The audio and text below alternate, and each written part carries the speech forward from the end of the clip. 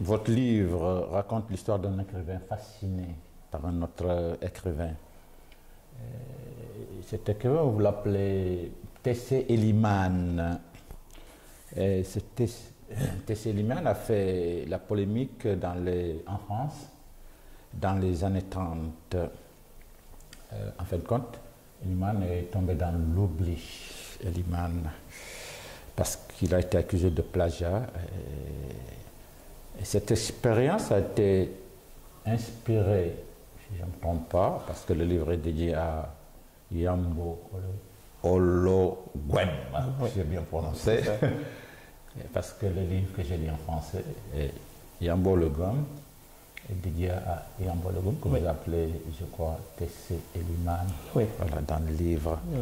Vous avez eu l'occasion de le rencontrer, Yambo Ologwem, que je sais qu'il est mort Il est mort en 2017, voilà, mais je n'ai pas eu l'occasion de le rencontrer. Voilà, mais de façon très, très évidente, il est l'inspiration, le point de départ du personnage d'Eliman. Yambo Ologwem, pour rappeler son histoire très rapidement, est un écrivain malien qui a remporté le prix Renaudot en 1968 pour son premier roman, Le Devoir de violence.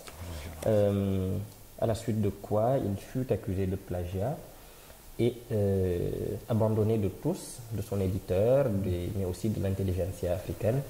Il est retourné chez lui au Mali au début des années 70 et n'a plus rien publié. C'était une accusation, une expérience très violente de solitude, mais qui était teintée aussi de racisme, de condescendance et d'une interdiction finalement de s'approprier un canon littéraire occidental. Et Ologwem est rentré chez lui et a disparu, et pendant 50 ans quasiment on n'a plus eu de ses nouvelles, ou alors de façon très épisodique jusqu'à sa mort en 2017. Et c'est un écrivain qui me fascine, dont le roman Le Devoir de violence me fascine également. Et j'avais envie de revenir sur cette histoire-là, mais par la fiction. Donc mon roman n'est pas une biographie de Ologwem, mais c'est simplement un hommage. Ologwem et son histoire et le point de départ. Mais à un moment donné, Eliman et Ologwem se séparent tout à fait. Très bien. Donc, vous avez pensé que la lecture peut servir à lutter contre toute forme d'oubli, dans ce cas particulier, et en général aussi? Oui, je crois que tout le travail de la littérature est de lutter contre un certain oubli, mais c'est aussi de plonger dans l'oubli même. C'est-à-dire que c'est vraiment, je pense, deux choses assez complémentaires. J'ai dit, le narrateur, je l'écris à un moment donné, qu'il y a une autre histoire de la littérature qui est celle des livres ou des écrivains oubliés. Et je pense que lorsqu'on plonge dans cette mémoire-là, on découvre tout un ensemble de destins, de livres qui forment une histoire propre, une histoire littéraire, mais qui est celle de l'oubli. Je pense qu'il est important d'aller voir dans ces écrivains et ces œuvres-là, puisqu'elles sont d'une certaine manière l'envers de l'histoire littéraire officielle, celle qui a survécu et qui est dans la lumière, mais elle n'est pas moins prestigieuse. Et du reste, je crois qu'en effet, le temps avance, mais ce qui va peut-être rester, en tout cas rester un peu plus longtemps, ce sont les livres. Ils ont une chance en tout cas de durer un peu plus que les hommes. Et c'est pour ça qu'il faut raconter nos histoires, ou les histoires qui ont été oubliées, qui ont été dissimulées, qui ont été violentées, mais qui ont une vraie légitimité à exister comme expérience humaine. Et la littérature sert aussi à ça. Il y a aussi un prix à payer, parce que Yambo Ologwem a payé cher. Oui. Je crois que la littérature demande toujours un prix, un tribut en retour. Ce tribut peut être plus ou moins élevé, plus ou moins lourd, plus ou moins dramatique, mais il demande toujours. La littérature est une déesse, comment dire, un peu jalouse et terrifiante. Elle demande toujours quelque chose en retour. Et quand on écrit, il faut en être conscient et être prêt à lui donner ce qu'elle demande. Passons à une autre question, parce que moi j'ai noté en lisant votre livre en français, parce que j'ai choisi de le lire en français. Les contes, je dirais même les légendes, font partie du processus de croissance de chacun d'entre nous, ça on le sait. Et dans ce livre, ce sont aussi des légendes qui guident Djegan et qui est dans sa quête. Aujourd'hui, dans un monde où nous sommes habitués à la forme maximale de synthétisation, par exemple, on connaît bien les 250 caractères de Twitter, non? Quelle place ont les récits, les contes oraux, ainsi dans l'écriture? Moi, je viens de la culture sérère que vous connaissez bien. On va en parler après. Et il se trouve que oui, chez les Sérères, il y a une grande tradition de culture orale, mais comme chez tous les peuples finalement. Et j'ai grandi dans cette culture-là, orale, qui est celle des contes, en effet. Et je pense qu'on ne se représente pas l'extraordinaire ouverture pour l'imaginaire et pour l'esprit que ça représente. C'est-à-dire que je suis entré dans ce qu'on appelle la fiction par les contes. Et j'avais envie de revenir, maintenant que j'écris, à cette tradition-là, qui est en effet l'inverse de l'écriture la plus étriquée, de la synthétisation, quasiment d'une forme d'appauvrissement de l'imaginaire par le langage. Et je trouve au contraire qu'il faut être dans quelque chose de beaucoup plus généreux, de beaucoup plus ouvert, et qui permettent de vraies fictions, c'est-à-dire des récits qui englobent vraiment toute une condition. Et les contes permettent ça aujourd'hui. La tradition orale permet ça aujourd'hui. Donc, dans la culture sérère, moi j'entends parler des pangols, et tu le cites dans le livre, les pangols. Oui. Des fois aussi tu parles de Roxène. Oui. Quelle est la ligne, disons, la frontière entre la fiction et ce monde invisible qui appartient à tous les peuples africains, non? Où est le réel et l'irréel, voilà, dans ce contexte?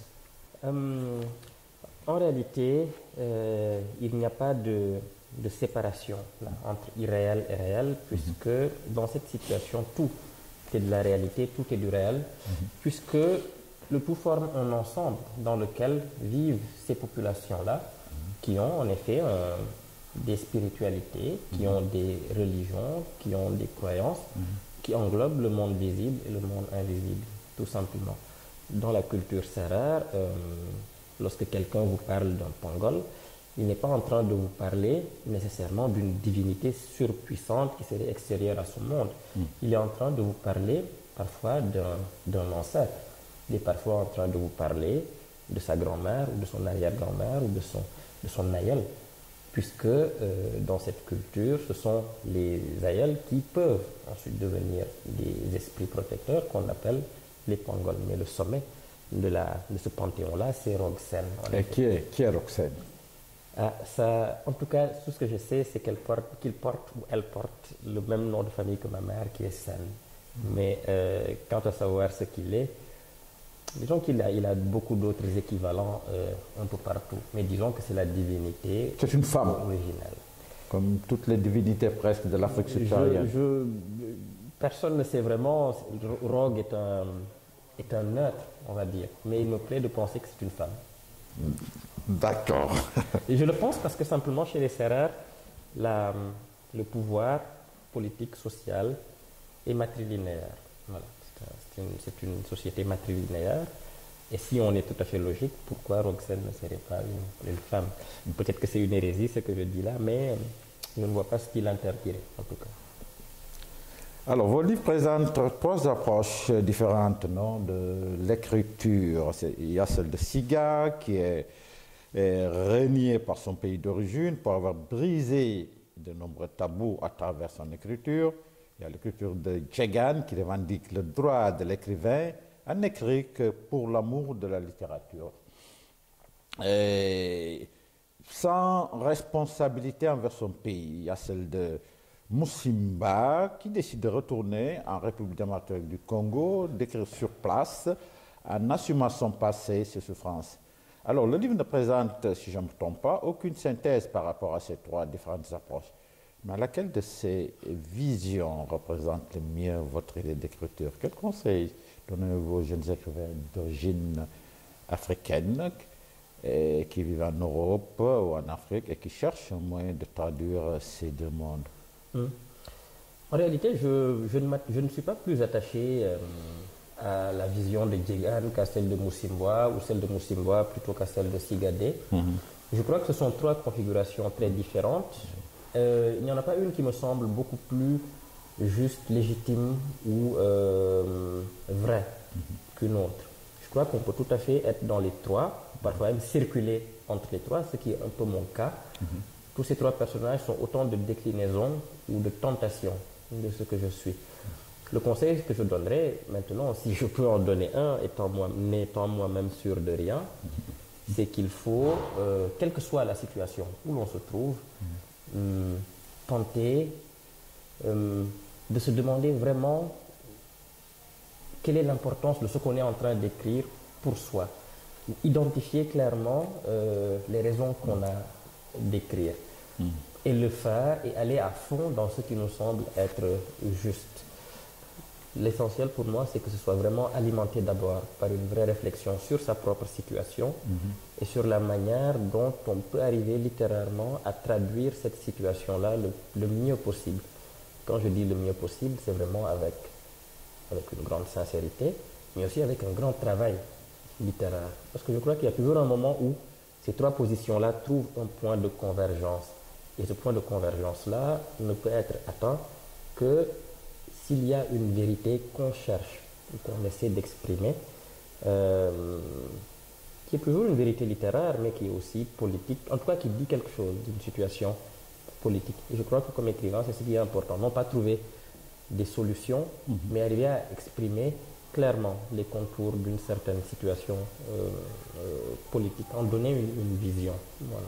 Ben, il y a des questions importantes que les jeunes Africains doivent se poser. Vous avez déjà répondu en partie, non?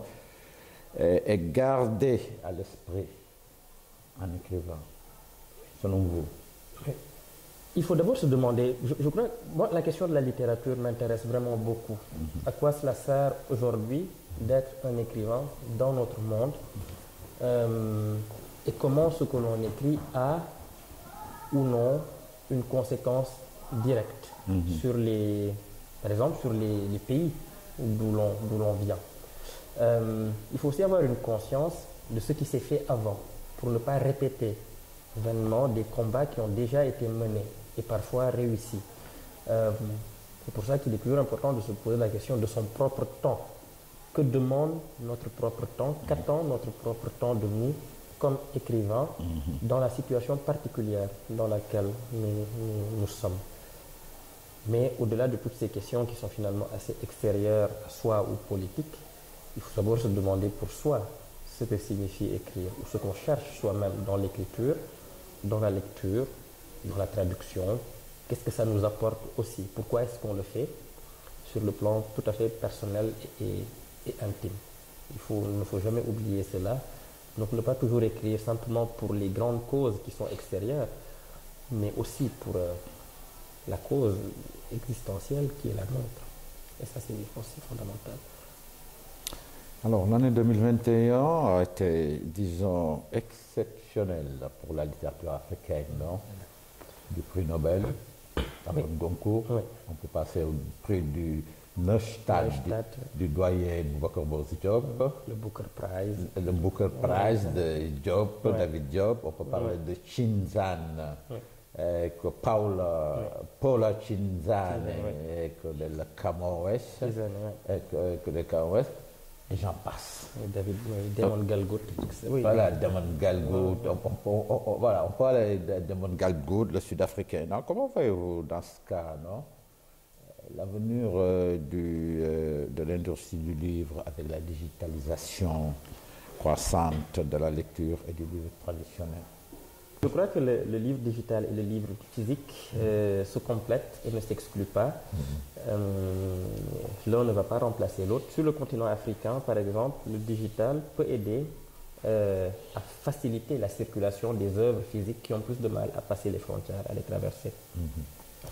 Il y a un certain nombre d'eux, par exemple, on a cité tous ces écrivains africains qui ont énormément de succès, qui sont reconnus, mais qui auront du mal parfois à voir leurs livres traverser les frontières pour arriver dans d'autres pays qui ne sont pas les leurs et dans d'autres langues qui ne sont pas les leurs. Là, la digitalisation peut tout à fait aider. Et il est important de dire qu'il faut que ça se fasse d'abord en Afrique, parce que ailleurs dans le monde, ces écrivains sont reconnus, sont salués, mais sont-ils vraiment lus, connus sur le continent africain dont ils sont origine? Faut-il nécessairement que ce soit toujours la reconnaissance qui vient d'ailleurs qui vienne remplacer finalement ce qui est essentiel, c'est-à-dire la lecture de ces écrivains dans leurs espaces? Ça, c'est une vraie question qu'il faut se poser. Et il est important d'inclure peut-être de plus en plus la question des livres numériques dans cette aventure-là. Et c'est vrai que l'année dernière a été très très belle.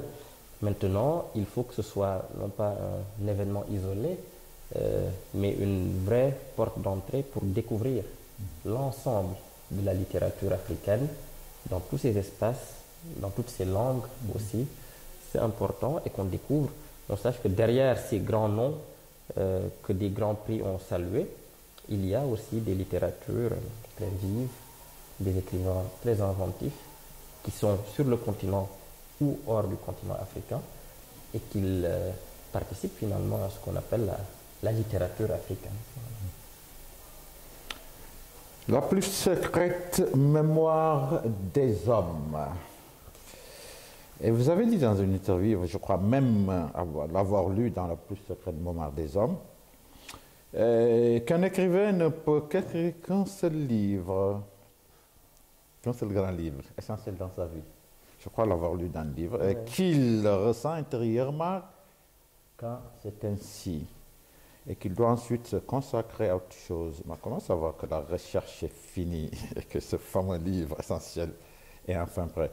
Et dans votre cas, pouvez-vous nous dire si la plus secrète mémoire des hommes est votre livre essentiel? Je n'en ai aucune idée. Je ne sais pas du tout. Personne, je pense, enfin, je ne peux pas le savoir. J'espère que non, parce que j'ai quand même encore envie d'écrire. Mais ce que je dis en réalité, c'est que si dans les prochaines années, je me rends compte que je n'ai plus grand-chose à écrire, ce sera sans chagrin et sans sentiment de colère ou de déception que j'irai faire autre chose. Parce qu'il y a beaucoup d'autres choses à faire. Ce qui ne veut pas dire abandonner la littérature, parce que pour moi, le premier rapport avec la littérature, ce n'est pas l'écriture, mais c'est la lecture. Je pense que la lecture, je ne l'abandonnerai pas. Sur cette question du livre essentiel, cela dépend vraiment. Je crois qu'il y a des écrivains, en effet, pour qui c'est un livre. Vraiment. Après, tous les autres peuvent exister, peuvent être bons, mais le livre essentiel, ils savent intérieurement ce que c'est. Mais ce n'est pas eux finalement de décider, parce que ceux qui décident, c'est toujours les gens qui lisent vos livres. C'est pour eux aussi que c'est important. Après, vos scrupules personnels ne regardent que vous, toujours. Et il faut faire avec eux. Mais pour ma part, je ne sais pas. Peut-être que dans 3, 4, 5 ans, je me rendrai compte que c'était en effet mon livre essentiel. Et dans ce cas-là, je verrai si j'ai encore envie de continuer ou sinon si j'irai je deviendrai un agriculteur, un paysan serreur ou si j'irai devenir un éleveur poulard. Voilà. On va conclure, mais avec deux dernières questions. Certains disent que la littérature d'une culture particulière, disons ici en Europe, italienne, française, anglaise, russe, non, se caractérise par le fait qu'elle est l'œuvre d'écrivains qui lisent, pensent, écrivent dans la langue de leur pays, afin d'être lus principalement par leurs compatriotes. Bon, sur la base de ce concept, pour nous, oser dire qu'il existerait donc seulement très peu de littérature dite africaine ou sénégalaise. Et ici, je parle de l'Afrique subsaharienne, au sens propre, non? Êtes-vous aussi un écrivain qui, en écrivant en français, s'adresse en priorité au lectorat francophone? Pensez-vous qu'une littérature en langue maternelle pourrait-elle se développer dans ce sens au Sénégal ou dans d'autres pays africains? Et là, je recite le doyen Boubacar Diop, que nous saluons en passant, qui enseigne et écrit en Wolof. Il y a d'autres exemples au Nigeria, si on veut, au Kenya. Et qu'est-ce que vous en pensez? Je suis d'accord sur le constat de base, sur le principe qu'il doit y avoir aussi une littérature écrite aussi dans les langues africaines. Cependant, cela doit s'accompagner d'un lectorat dans ces langues-là. Et ce lectorat-là, selon les pays, est plus ou moins développé. Dans certains pays, il y a un lectorat qui peut lire dans une langue africaine. Dans d'autres pays, comme au Sénégal, c'est plus difficile. Ce lectorat existe, mais il est minoritaire, comme est minoritaire le lectorat qui peut lire en français aussi. C'est-à-dire que si j'écrivais en sérère, par exemple, j'écrirais pour très peu de monde, parce que très peu de sérères lisent en sérère. Et le paradoxe, c'est que les sérères qui peuvent lire en sérère sont souvent des sérères qui peuvent lire en français. Ça, c'est un paradoxe qu'il faut d'abord régler. Comment le régler? C'est en accompagnant l'écriture des œuvres en langue nationale de vraies politiques d'éducation pour que les gens s'instruisent d'abord dans leur langue nationale ou s'instruisent en même temps en français et en wolof et en sérère et en pulaar et en djola, etc., etc.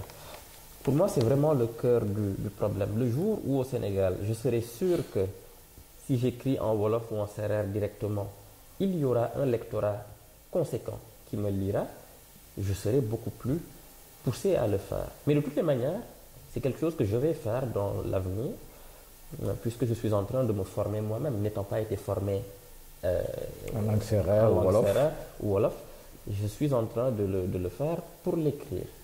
Et ensuite, on verra. Donc je suis d'accord sur le fond, sur ce que le constat politique de fond, sur ce que Ngugi wa Thiong'o dit, sur ce que Boubacar Boris Diop dit, mais les conditions dans lesquelles ça doit se faire ne sont pas si simples et directes que ça. Et pour un écrivain, je crois que c'est toujours un pari, mais Boris lui-même, le doyen Boris Diop lui-même le reconnaît, c'est un pari qu'il faut faire. Mais ce pari, je crois que tous les écrivains ne peuvent pas le faire en réalité. C'est pour ça que, pour l'instant, j'écris dans la langue dans laquelle j'ai appris à écrire, qui est le français.